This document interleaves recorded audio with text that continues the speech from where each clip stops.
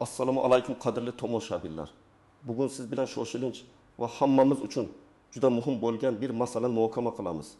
Men hozir sizga aytadigan narsalar har biringizga, har bir xonadonga bevosita tegishli.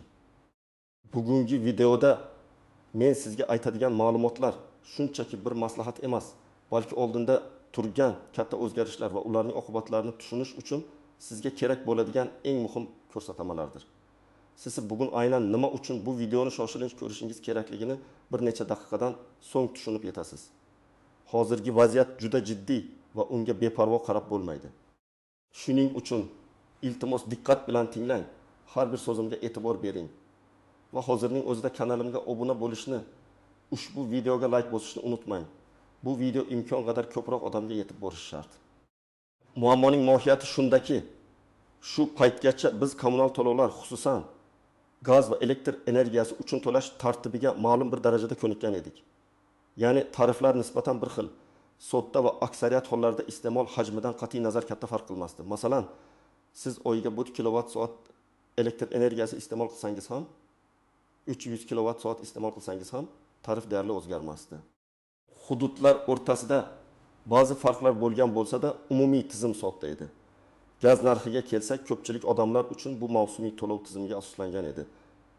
Ya'ni qishda ko'proq, yozda kamroq yoki umuman to'lovsiz davrlar mavjud edi. Subsidiya tizimi ham asosan markazlashtirilgan bo'lib, imtiyozga ega bo'lgan fuqarolar ma'lum bir doiradagi to'lovlardan ozod etilgan yoki pastroq tariflar qo'llanilgan. Bu tizim o'zining afzalliklariga ega bo'lsa-da, ba'zi kamchiliklarga ham ega edi. Masalan, resurslardan beparvolik bilan foydalanish, energiya isrofgarchiligining oldini olish uchun yetarli rag'batlantiruvchi mexanizmlarning yo'qligi. Endi esa vaziyat tubdan o'zgardi. Hukumat tomonidan kommunal xizmatlar uchun yangi bosqichma-bosqich tarif tizimi joriy etildi. Bu degani, sizning iste'molingiz qancha yuqori bo'lsa, har bir birlik uchun to'lashingiz kerak bo'lgan narx shunchalik oshib boradi. Bu bir tomondan adolatli, chunki ko'p iste'mol qilgan ko'proq to'laydi, ammo boshqa tomondan ko'pchilik uchun kutilmagan moliyaviy yuk bo'lishi mumkin. Hatto ilgari imtiyozlarga ega bo'lgan ayrim guruhlar uchun ham to'lov tartibida o'zgarishlar mavjud. Gaz iste'moli bo'yicha ham xuddi shunday. Endilikda eski umumiy subsidiyalar bekor qilinib, ularning o'rniga aniqroq manzilli ijtimoiy himoya tizimi joriy etilmoqda. Bu shuni anglatadiki, siz ilgari avtomatik tarzda imtiyozga ega bo'lgan bo'lsangiz ham, endi yangi tizimda o'zingizning ehtiyojingizni isbotlab ro'yxatdan o'tishingiz talab qilinishi mumkin. Barcha hisoblagichlar ham zamonaviy raqamli tizimlarga o'tkazilmoqda. Bu esa iste'molni aniqroq kuzatish va to'lovlarni o'z vaqtida undirish imkonini beradi. Har bir iste'molchi uchun shaxsiy kabinetlar yaratilmoqda. Bu orqali o'z iste'molini nazorat qilish va to'lovlarni amalga oshirish mumkin. Shuningdek, to'lovlarni kechiktirish yoki umuman to'lamaslik holatlari uchun jazo choralari ham kuchaytirildi.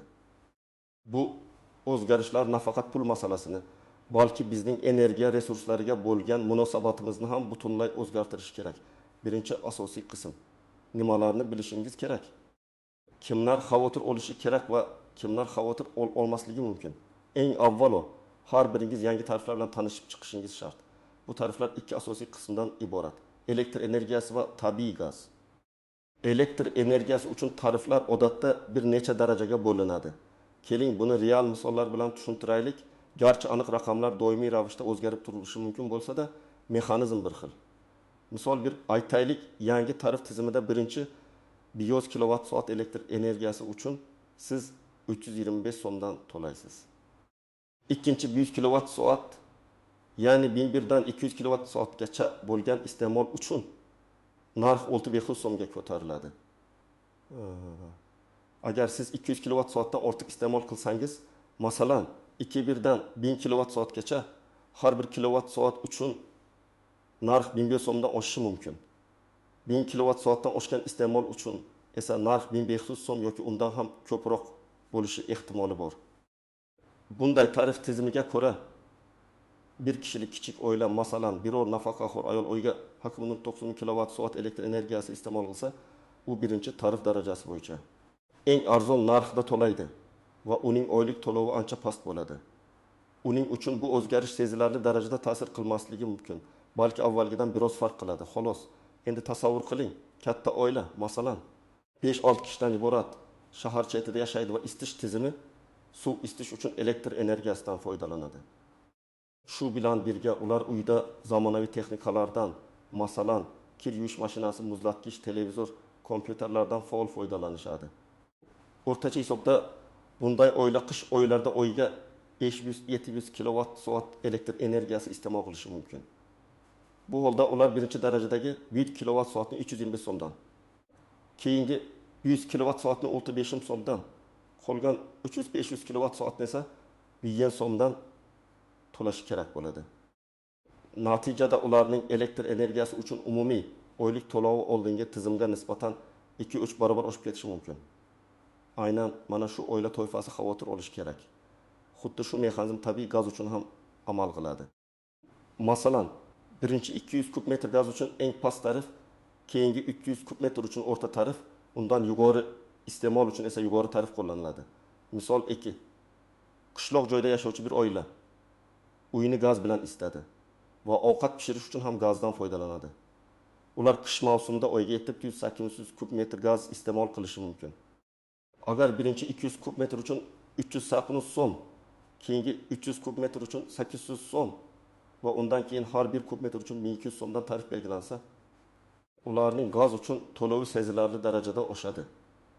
Masalan, 700 kub metr iste'mol qilgan oila uchun birinchi 200 kub metr 390 so'mdan, 76 ming so'm. Keyingi 300 kub metr 100 so'mdan, 200 so'mdan, 20 so'm.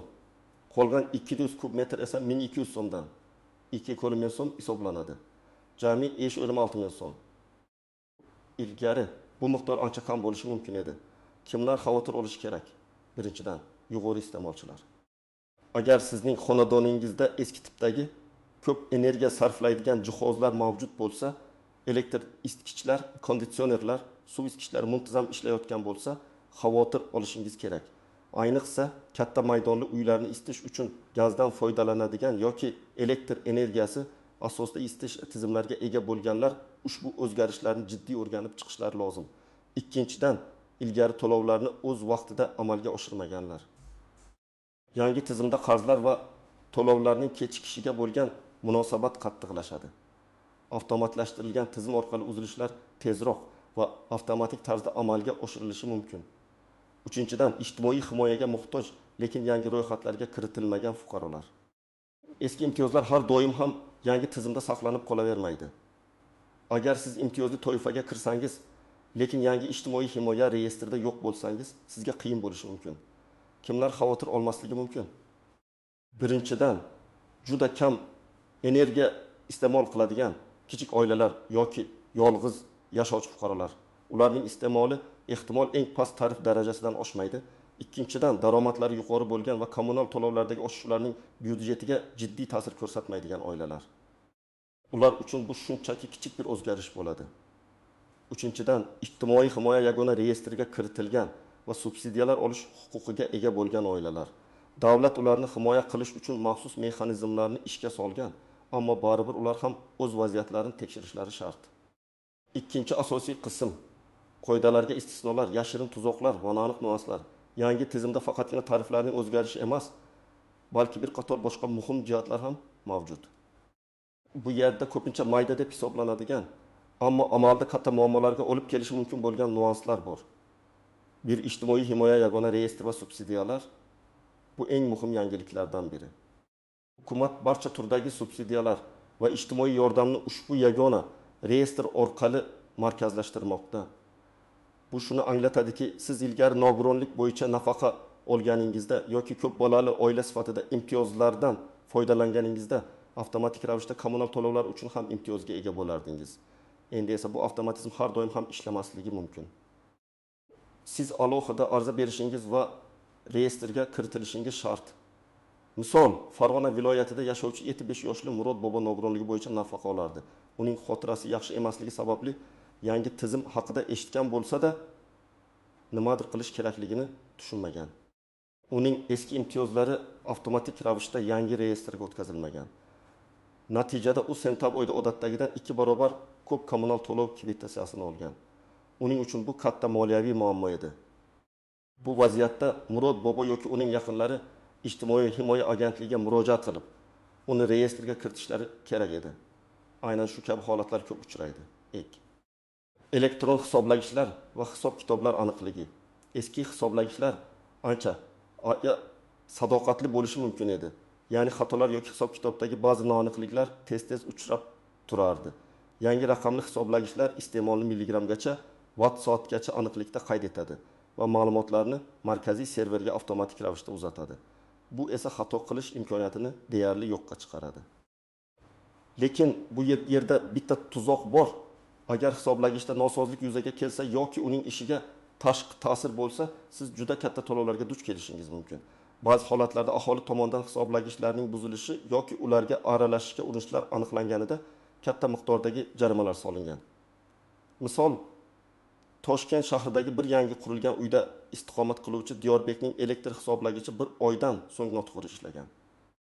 Uning o'zi ham buni payqamagan. Uning oylik to'lovi kutilmaganda 200 ming so'mdan 800 ming so'mga ko'tarilgan.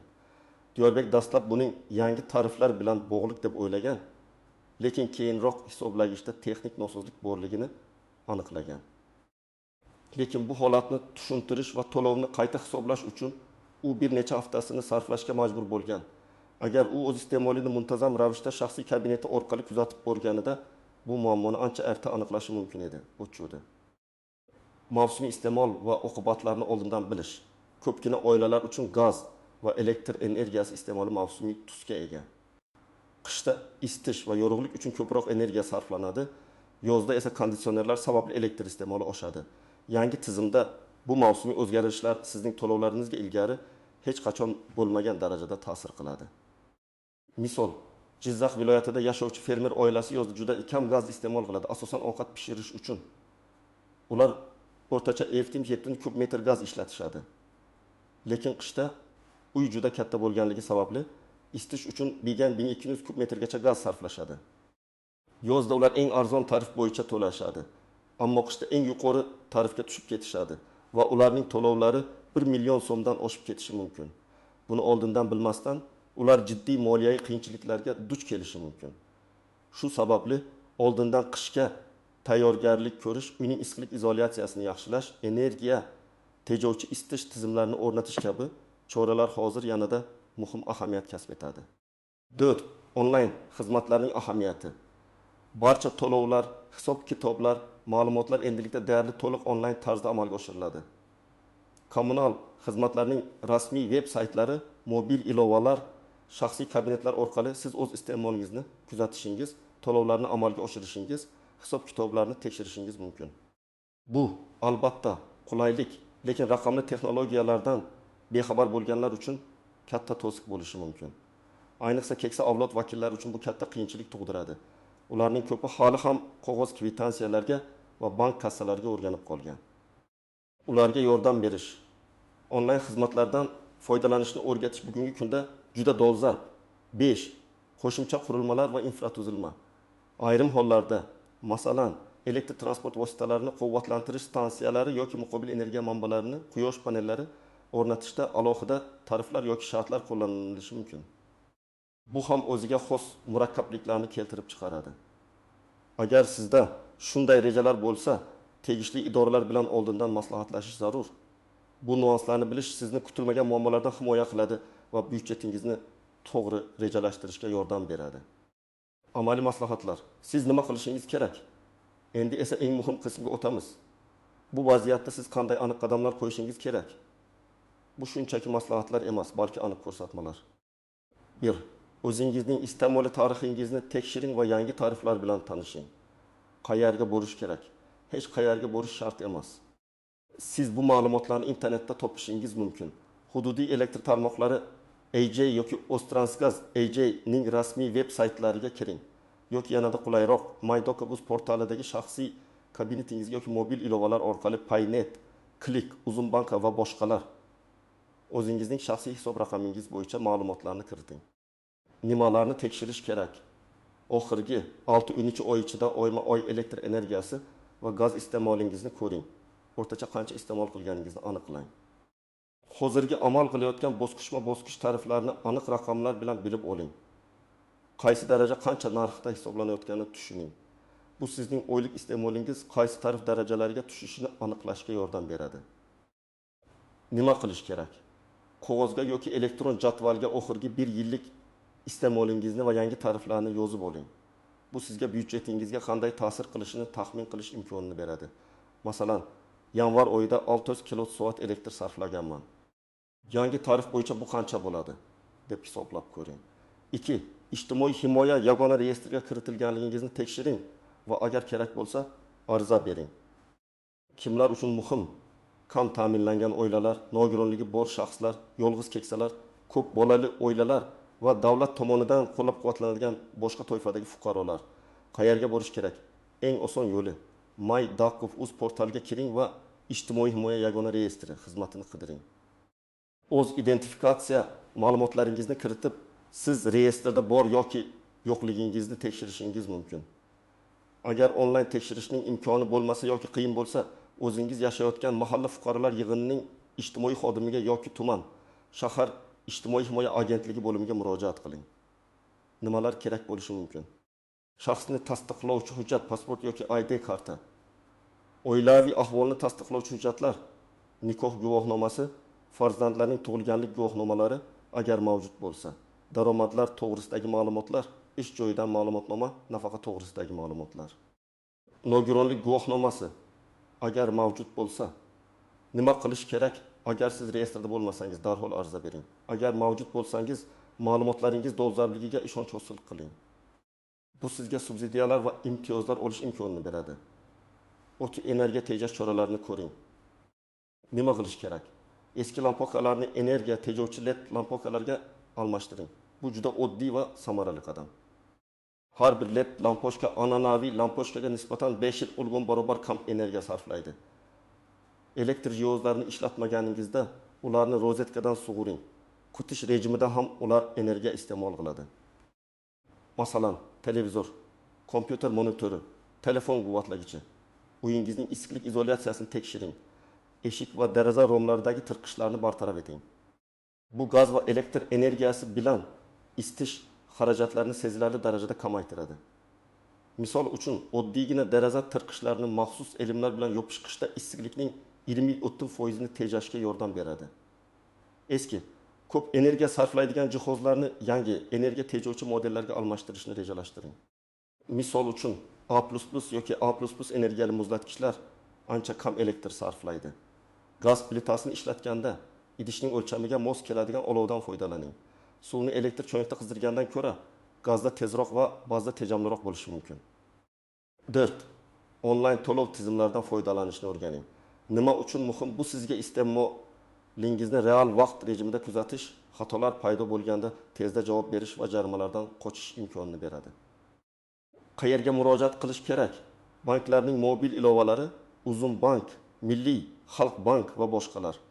To'lov tizimlari, Klik, Payme, Paynet. Nima qilish kerak? Agar siz hali ham qog'oz kvitansiyalar bilan to'layotgan bo'lsangiz, biror yaqinroq odamingizdan yoki bank xodimlaridan onlayn to'lov tizimlaridan foydalanishni o'rgating. Bu sizga vaqtingizni tejaydi va moliyaviy nazoratni kuchaytiradi.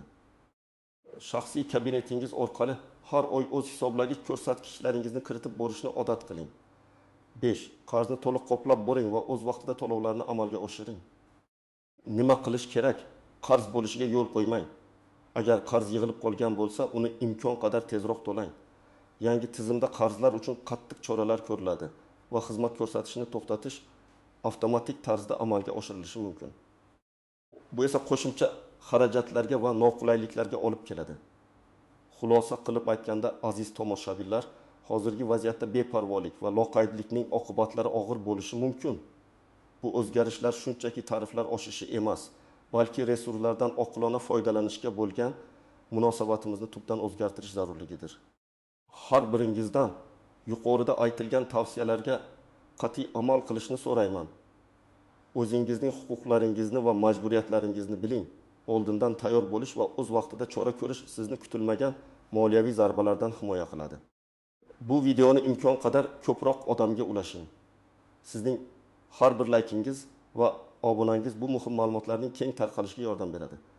Pastki izohlarda sizning hududingizda kommunal to'lovlar qanday o'zgargani va bu vaziyatga qanday tayyorlanayotganingiz haqida yozib qoldiring. Sizning tajribangiz boshqalar uchun ham foydali bo'lishi mumkin. E'tiboringiz uchun rahmat. Keyingi muhim videolarda ko'rishguncha